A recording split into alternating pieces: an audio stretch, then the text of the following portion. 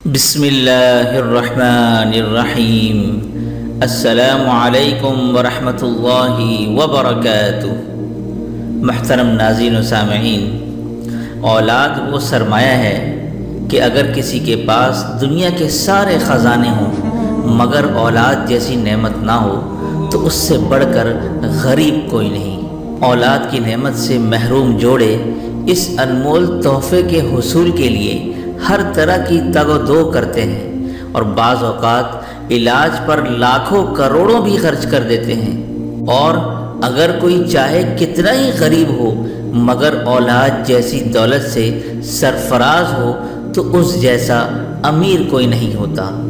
یقیناً اولاد کا ملنا یا نہ ملنا اللہ تعالیٰ کے اختیار میں ہے، لیکن بعض اوقات خاندانی، موروثی اور معاشرتی کچھ ایسی بیماریاں لگ جاتی ہیں کہ جن کا علاج کروانا ضروری ہوتا ہے، اور ان بیماریوں کا تعلق مرد و خواتین دونوں کے ساتھ ہوتا ہے، لیکن اکثر جہالا سارے کا سارا وبال بیچاری عورت پر ڈال کر ساری زندگی اسے طعن و تشنیع کرتے رہتے ہیں، جو کہ بالکل درست نہیں۔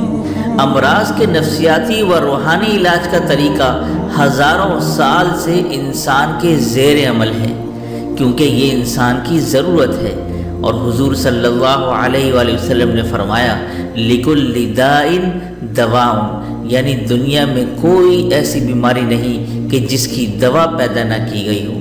اور دور حاضر میں جہاں سائنس اپنی عروج و کمال پر پہنچ چکی ہو، وہاں فتنے اور مایوسیاں اپنے زور پر نظر آتے دکھائی دے رہے ہیں۔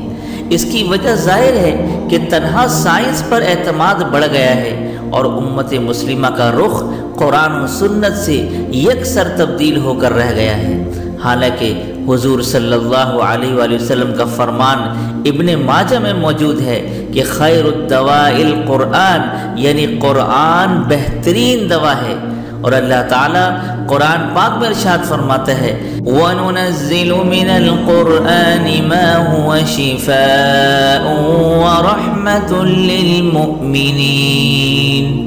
علامہ ابن جوزی رحمۃ اللہ علیہ اس آیت کے تحت فرماتے ہیں کہ قرآن جسمانی بیماریوں سے بھی شفا ہے، کیونکہ اس میں برکت موجود ہے۔ امت مسلمہ آج بھی اس بات پر بھی گہرا یقین رکھتی ہے کہ قرآن شفا ہے، اور حضور صلی اللہ علیہ وآلہ وسلم طبیب اعظم ہیں، جس کا تقاضا یہ ہے کہ ہم اپنی ہر قسم کی بیماریوں میں قرآن و حدیث سے فیض یاب ہوں۔ چنانچہ بہت سارے بزرگان دین مختلف بیماریوں کے لیے اپنی خداداد صلاحیتوں اور تجربات کی روشنی میں آیات اور وظائف تلقین کرتے رہے، اور ہم الحمدللہ قرآن و حدیث اور اوراد و وظائف اقوال بزرگان دین کے عین مطابق اپنے چینل پر روحانی اور جسمانی علاج فی سبیل اللہ بتاتے ہیں۔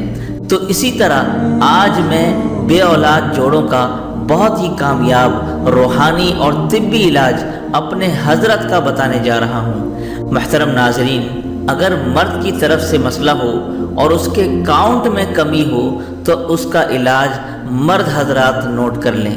کرنا کچھ یوں ہے کہ 63 یعنی 63 چھوارے لینے ہیں۔ ہمارے ملکوں میں ان کو نر چھوارے کہتے ہیں، مطلب کہ وہ موٹے موٹے ہوتے ہیں۔ ان تمام چھواروں کی گھٹلیاں نکال لیں۔ اب ان سب کو آدھا کلو دودھ کے اندر ڈال کر اتنا پکائیں کہ وہ چھوارے بالکل نرم ہو جائیں۔ اب وہ گویا کہ ایک حلوہ سا بن جائے گا۔ اب اس چھوارے کے حلوے پر سورۃ الرحمن ایک بار پڑھ کر دم کر دیں۔ اب آپ نے صبح نہار منہ یا رات سونے سے پہلے یعنی کھانا کھانے کے 2 گھنٹے بعد 1 چمچ آپ نے کھانا ہے۔ یہ عمل 41 ڈیز بلا ناغہ کرنا ہے۔ انشاءاللہ آپ کے کاؤنٹ کا جو مرض ہے وہ بھی دور ہو جائے گا، اور قوت و تاثیر پیدا ہو جائے گی، اور ایسی کامیابی ملے گی کہ آپ صاحب اولاد ہو جائیں گے انشاءاللہ۔ اور دوسرا عمل یہ کریں کہ دونوں میاں بیوی جب بھی کوئی فرض نماز یا کوئی سنت یا نفل نماز پڑھیں تو سلام پھیرنے سے پہلے 3 مرتبہ یہ دعا پڑھیں رب لا تذرني فردا وأنت خير الوارثين۔ یہ حضرت زکریا علیہ السلام کی دعا ہے۔ یہ 3 بار پڑھنے کے بعد اب سلام پھیرنا ہے۔ صرف یہ 2 عمل کر لیں تو میرے حضرت فرماتے ہیں کہ انشاءاللہ اللہ کی رحمت سے 6 مہینے میں خوشخبری مل جائے گی۔ اور جو حضرات اپنے اولاد ہونے کے لیے یہ عمل کریں گے، میں ان تمام لوگوں کے لیے دل سے دعا کرتا ہوں کہ اللہ ان کو نیک صالح اولاد کی نعمتوں اور رحمتوں سے ان کی جھولیوں کو بھر دے، اور ان کی اولاد کو ماں باپ کا فرما بردار اور ان کی راحت سکون کا باعث بنا دے۔ آمین ثم آمین۔ وآخر دعوانا ان الحمد للہ رب العالمین۔